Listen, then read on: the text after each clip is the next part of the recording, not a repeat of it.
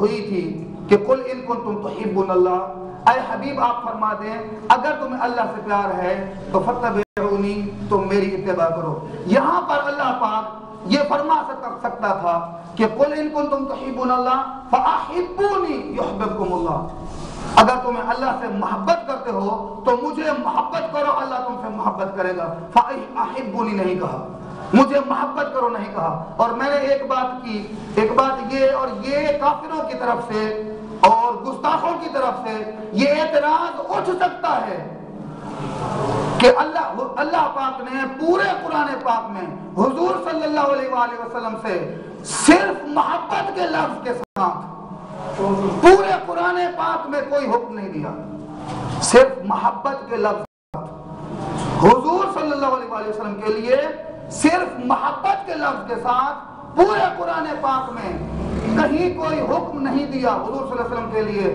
اللہ پاک نے۔ اس کے بارے میں نے مختلف علماء کے ساتھ رابطے کیے، ان میں سے ایک مجھے جواب یہ ملا کہ جی ایک ہی بات ہے، جہاں یہ ہے والذین آمنوا اشد حبا للہ، جو مومن ہیں اشد ہیں اللہ پاک کی محبت میں۔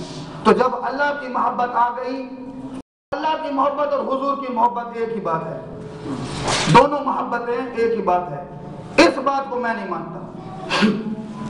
صرف مختصراً اتنا بتاؤں گا کہ پوری حدیثوں میں کہیں بھی اور پورے قرآن پاک میں کہیں بھی یہ اصول آپ کو نہیں ملے گا کہ اللہ پاک نے اپنا کوئی حکم دے کر محبت کا، اطاعت کا، فرمانبرداری کا، کچھ بھی اپنا حکم دے کر یہ کہا ہو کہ یہ تم میرے ساتھ یہ کچھ کر رہے ہو، میری اطاعت کر رہے ہو، میری تابعداری کر رہے ہو، میرے ساتھ محبت کر رہے ہو، بس یوں سمجھو کہ یہ حضور کا ہو گیا۔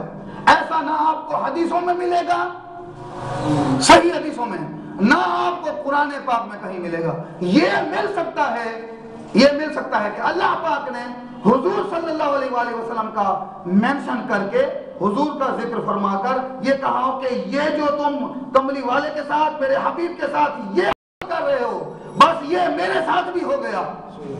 یہ مل سکتا ہے حدیثوں میں بھی، قرآن میں بھی، اور ان تفاسیر میں بھی ساری تفسیروں میں آپ کو یہ کچھ مل سکتا ہے۔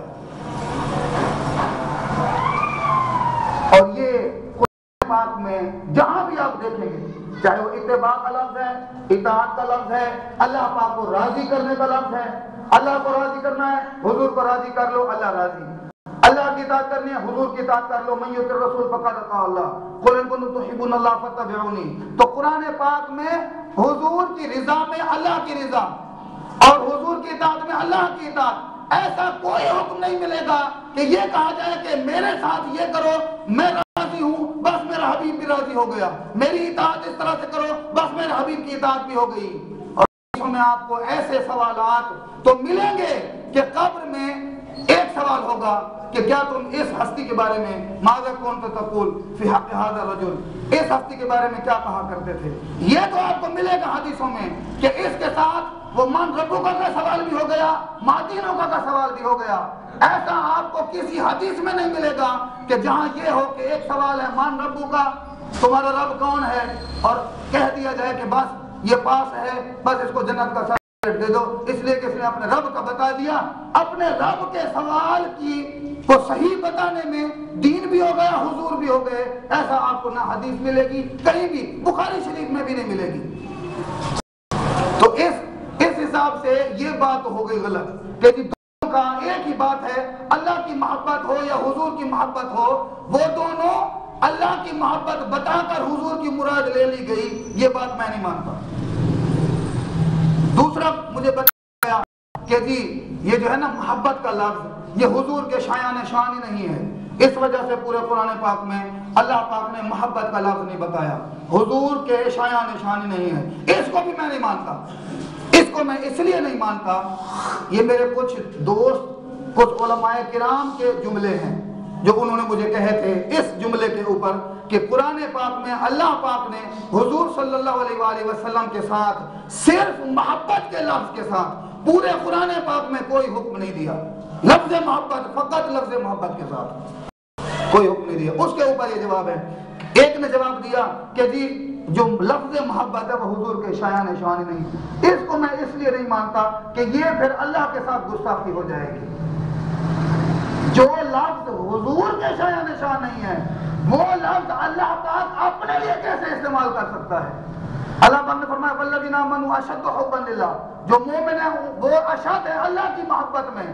جو لفظ حضور کے شایان شان نہیں وہ لفظ اللہ پاک اپنے لیے کیسے استعمال کر سکتا ہے؟ اس وجہ سے یہ چیز بھی میں نہیں مانتا. اس لیے کہ حضور کے ساتھ محبت کی تقریر اگر کرنی ہے تو وہ الفاظ استعمال کرو جس سے اللہ کے دربار میں بھی گستاخی نہ ہو جائے.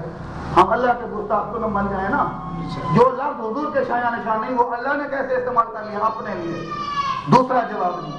تیسرا جواب مجھے یہ ملا کہ جی قرآن پاک سے دلالتاً اور اشارتاً، دلالتاً دلیل کے ساتھ ثابت ہو جاتا ہے کہ حضور سے لفظ محبت جو ہے نا یعنی محبت کرنے کا اللہ پاک نے حکم دیا.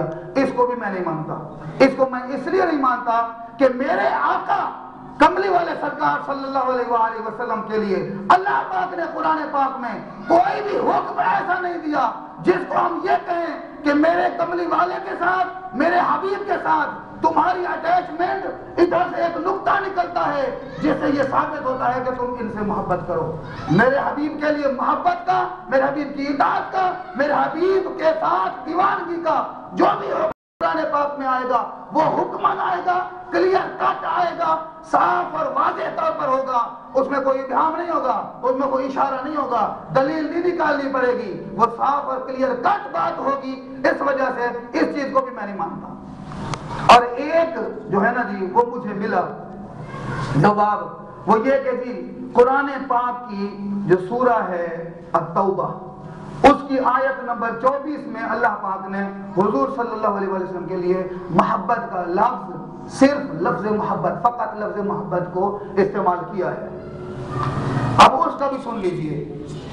یہ جو سورہ ہے توبہ اس کے اندر یہ جو لفظ محبت آیا ہے، آپ کو صرف میں یہ بتاتا ہوں وہ جو لفظ محبت ہے کہ قل ان کان آباؤکم و ابناؤکم و ازواجکم و عشیرتکم و اخوانکم و ازواجکم و عشیرتکم، یہ پورا احب الیکم من اللہ و رسولہ، اگر تمہیں ان سے محبت ہے، پسندیدہ ہے اور زیادہ ترجیح دینے کے قابل ہے اللہ سے، اس کے رسول سے اور جہاد فی سبیل اللہ سے، فتربصوا، اس کے امر کا انتظار کرو، اللہ پاک کے عذاب کا انتظار کرو. یہ بات وہ کہتے ہیں کہ یہاں پر جو لفظ احبہ ہے اس سے حضور کے لیے فقط محبت کا لفظ نکلتا ہے. اور میں آپ کو یہ بتا دوں یہاں پر جو لفظ احبہ ہے یہ پریفرنس کے لیے ہے، یہ محبت کا حکم پر نہیں مل رہا کہ لفظ محبت کے ساتھ حضور صلی اللہ علیہ وسلم کے لیے اللہ پاک یہاں پر لفظ احبہ استعمال فرما رہا ہو. وہ کیسے، وہ ذرا سنیں. اس کے لیے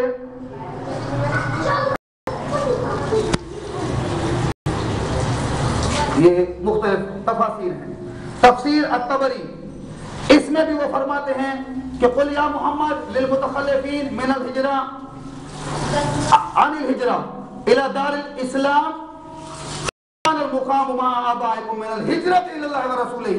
تو تفسیر طبری، تفسیر کشاف، تفسیر کبیر، تفسیر قرطبی، یہ چاروں تفاسیر یہ بتا رہی ہیں کہ یہاں پر حضور صلی اللہ علیہ وسلم کی محبت کی بات نہیں ہو رہی، یہاں پر بات ہی ہجرت کی ہو رہی ہے کہ اگر تمہیں اللہ رسول کے طرف ایک جو ہے وہ فرماتے ہیں اطاعت کے لیے کہ اگر تمہیں اللہ کی اطاعت اور رسول کی اطاعت اور جہاد فی سبیل اللہ سے زیادہ پسندیدہ ہے، اور ایک جگہ پر آیا ہے کہ اگر تمہیں ہجرت الی اللہ الی رسول ہی اور جہاد فی سبیل اللہ، اگر تمہیں ان سے زیادہ تمہارے آبا، تمہارے ابناء، تمہارے اخوان، تمہاری تجارت، تمہارے مساکن، یہ ساری چیزیں تمہیں زیادہ محبوب ہیں، ساری چیزیں زیادہ پسندیدہ ہیں، تو تب تم پھر جو ہے نا اللہ پاک کے حکم کا انتظار کرو.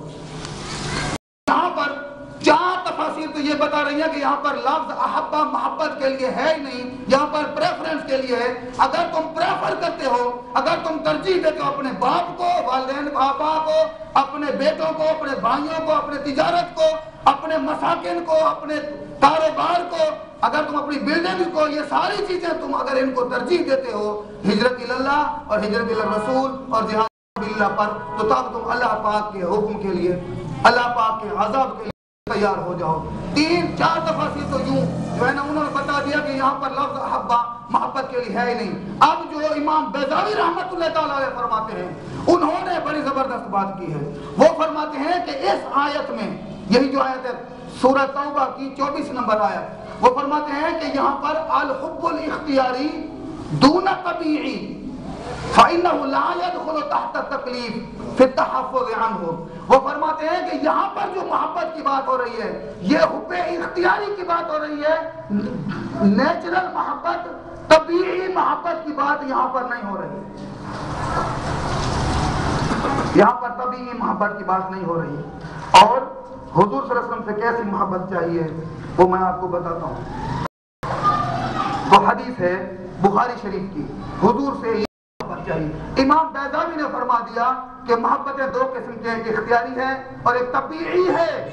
اور انسان کو جو اپنے آپ سے پیار ہوتا ہے وہ اختیاری نہیں ہوتا, اپنی ذات کے ساتھ پیار اختیاری نہیں ہوتا. وہ فرما رہے ہیں کہ وہاں پر اختیاری پیار کی بات ہو رہی ہے, اختیاری محبت کی بات ہو رہی ہے. اب اپنے آپ سے یا حضور سے کیسی محبت چاہیے, بخاری شریف کی حدیث سنیں. وہ فرماتے ہیں عن عبداللہ ابن حشام, عبداللہ ابن حشام رضی اللہ تعالیٰ عنہ سے روایت ہے انہو کان مع النبی صلی اللہ علیہ وآلہ وسلم, کہ آپ حضور صلی اللہ علیہ وسلم کے ساتھ تھے.